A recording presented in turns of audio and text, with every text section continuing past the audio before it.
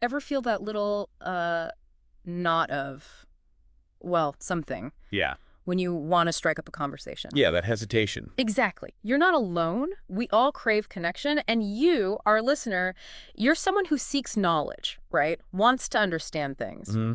But sometimes that first step into talking, it feels like, I don't know, a bigger leap than it maybe should. It really can. So consider this your shortcut. We're diving deep into how to confidently kick things off. Connect without all that stress. That's right. Today's deep dive, it tackles starting conversations with confidence, sort of head on. Yeah. And it's more than just like polite hellos.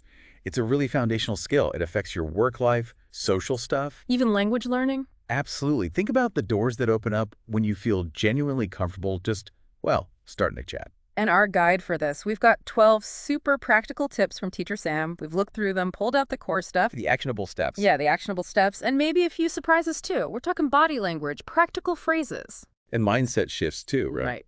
All aiming to make starting conversations feel less like a chore, more like a chance. Our mission today is pretty simple. We want to arm you with strategies you can literally start using today. Immediately usable stuff. Exactly. So you can approach those first moments with real confidence. Forget abstract ideas. We're about what actually works, the little hacks that make a big difference. Okay, let's get into it then. Teacher Sam's first tip focuses on something we might overlook.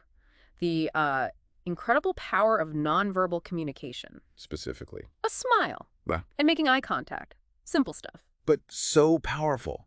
What's fascinating is how deep these signals run. Yeah. A genuine smile is not just nice, it's like a universal sign of friendliness, It's not. approachability. Well, yeah. It instantly lowers defenses, Yeah. eye contact, consistent, but relaxed. It signals you're engaged, interested, even before you say anything. It's like a silent invitation. Exactly, a silent invitation to connect. And the hack Teacher Sam offers is, well, it sounds almost too simple. Practice in a mirror. Yeah. Every day. Just imagine greeting someone. Yeah, someone you're happy to see. Focus on how a natural smile feels, how you hold your gaze friendly, right? Not like intense staring. Well, and if you think about the psychology, this practice helps internalize it. It makes it automatic. Sort of, yeah. It moves from conscious effort to just what you do. And the benefit, like Teacher Sam says, is you instantly make the other person feel more relaxed, more interested. Just a positive tone right away. Precisely. All right, so silent cues covered. Now, tip number 2.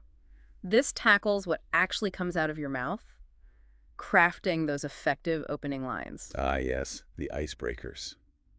This is where a lot of anxiety can creep in, isn't it? What on earth do you say? Totally. Teacher Sam gives some really good examples of friendly openers. And the brilliance of them, things like, hi, how's your day going? Or are you from around here? Or even just noticing something like, that looks interesting.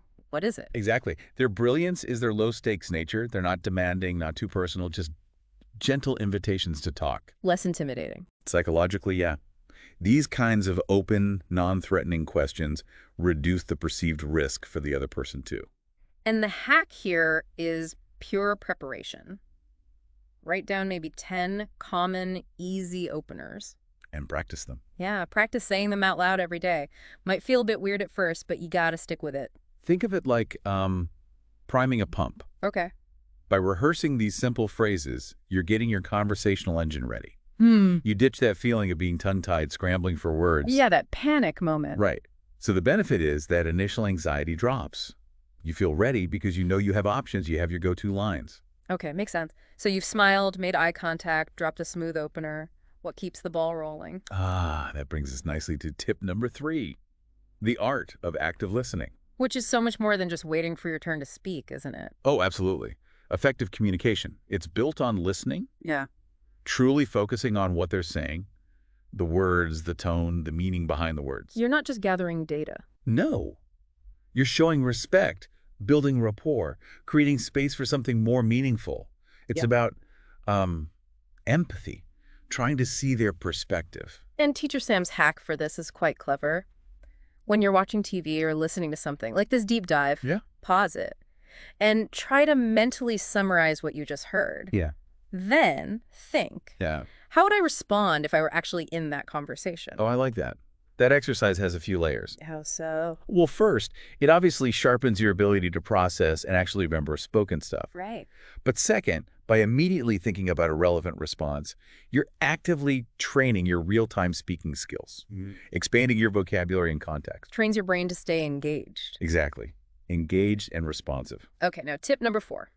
This one might sound a little unconventional. Teacher Sam actually champions talking to yourself. Literally talking to yourself. Oh, yeah. Okay, explain that one. Yeah. Why would talking to yourself help start conversations with other people? Well, the idea is it's a completely safe zone. Zero pressure. Hmm. You can experiment with words, practice forming sentences, build confidence without any fear of someone judging you. It's your private rehearsal space. A judgment-free zone for your voice. Pretty much. And the hack makes it concrete. Stand in front of a mirror or just use a voice recorder on your phone. And talk about what? Everyday things. Your hobbies. What you did last weekend. Describe the room you're in, the weather. Anything. I can see the benefits there.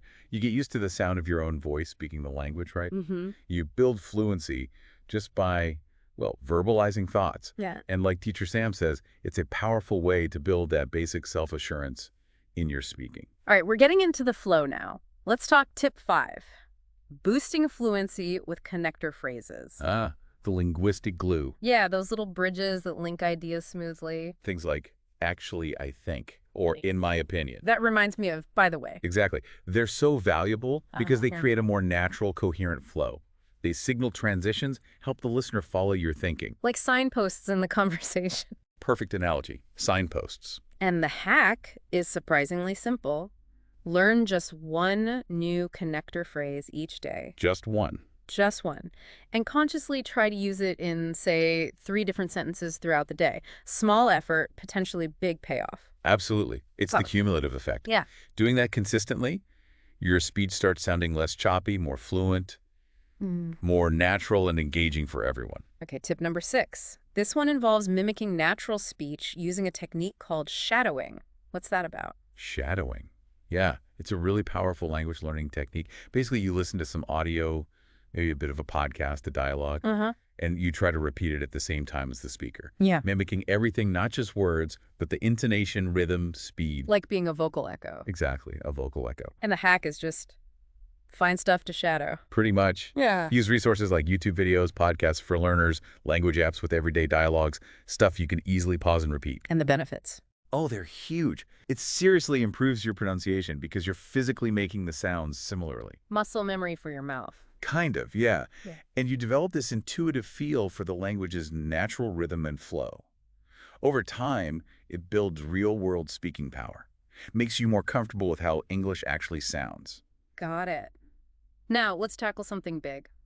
The fear of making mistakes. Tip 7 is about reframing those slip-ups. This is a crucial one. So many people get held back by this fear. Totally. But what's important to get is that mistakes, they're a necessary part of learning. In fact, they often mean you're actually trying, right? Pushing your boundary. Exactly. If you're not making any mistakes, you might not be challenging yourself enough. When you try new things, errors are pretty much guaranteed. So how do we reframe them? Teacher Sam's hack is simple but effective. Actually write down your mistakes. Okay. And this is key also, write down what you learned from that mistake. Shift from self-criticism to, constructive analysis. So it's not just dwelling on the error, it's extracting the lesson. Precisely.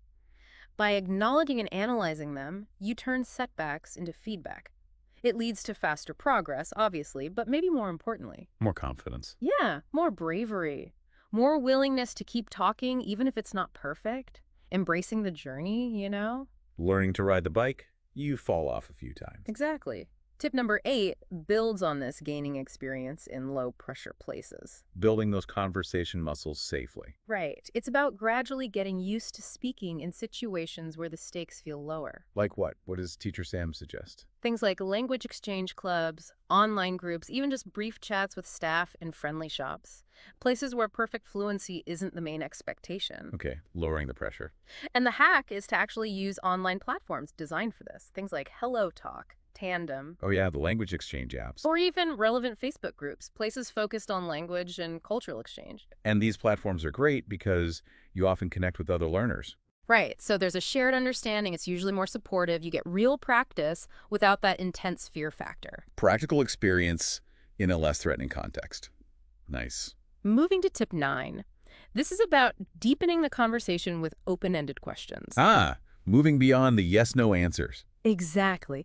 This can really lift a basic chat into something way more interesting. Because they require more thought, Right. right? They invite the other person to elaborate, share feelings, experiences. Keeps the conversation flowing naturally, and you actually learn more about them. Goes deeper. Teacher Sam gives a perfect example. Instead of, do you like music, which is just yes or no. Ask. Ask, what kind of music do you like and why? See the difference. Huge difference in the potential answer. And the hack is proactive.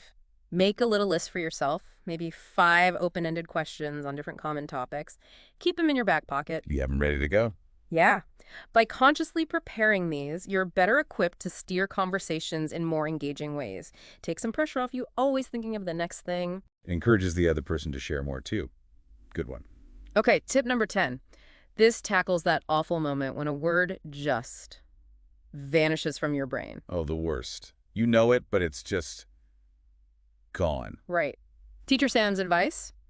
Get good at paraphrasing. Explaining things in a different way. Exactly. It's a crucial skill for keeping momentum. Yeah. If you can describe something when the exact word escapes you, it shows flexibility, resourcefulness. Stops those awkward silences. Lets you keep expressing your idea without getting totally stuck. And the hack is just practice. Consciously try explaining common things using simpler words. The example given is describing a microwave As the machine that heats food quickly. Simple, clear, gets the meaning across. right. So this practice helps you think on your feet, find alternatives, builds confidence that you can communicate, even without the perfect word every time. It's about being adaptable. Adaptable with language. Makes sense. Okay, nearly there. Tip 11 introduces the 3-sentence rule. The 3-sentence rule. Tell me more. It's a simple guideline to help you expand on your answers and keep the chat lively. Basically, aim to respond with at least 3 sentences. Ah, so avoiding those one-word answers that can kill a conversation. Exactly. It pushes you to add a bit more detail or context or a related thought. Can you give these answers? Yeah, instead of just saying, yes, I love reading, Expand it. expand it. Like, yes, I love reading. I usually try to read for about half an hour before bed. Right now, I'm reading this really interesting sci-fi novel. See, more substance. Much more engaging. And the hack is just to practice this during your solo talking time. Yep. Consciously try to extend your answers past 1 sentence when you're practicing. And the benefit is you naturally start doing it in real conversations. You seem more confident, you can talk longer without stalling. Adds depth. Definitely adds depth to what you contribute. And finally, tip number 12. This really emphasizes leveraging community. Joining speaking clubs or classes. Empower the group. Yeah. Community is such a vital support system when you're learning. Being around others on the same path creates camaraderie, motivation. And crucially, a safe space to practice without feeling judged. Right. You learn from each other's mistakes and successes. So the hack is straightforward. Actively look for these groups. Yep. Search for local clubs, online classes. Teacher Sam points out lots are even free. And the benefits of joining are pretty clear. Consistency in practice. Exposure to different accents, different ways of speaking. And finding people who really get the journey you're on. Mutual support. Exactly. Building that network. Okay, wow. 12 solid tips. So there you have it. 12 really actionable insights from Teacher Sam. And they all kind of point to the same core idea, don't they? That confidence in starting conversations, it's not just something you have or don't have. Right. It's a skill, something you can actively build and strengthen. Through consistent effort and applying these very practical strategies we've talked about. These aren't just theories. They're concrete steps. Ways to tackle that hesitation we all feel sometimes. By paying attention to your body language, having openers ready, really listening, embracing practice, you can seriously boost your ability to connect more confidently, more effectively. And for you listening right now, think about this.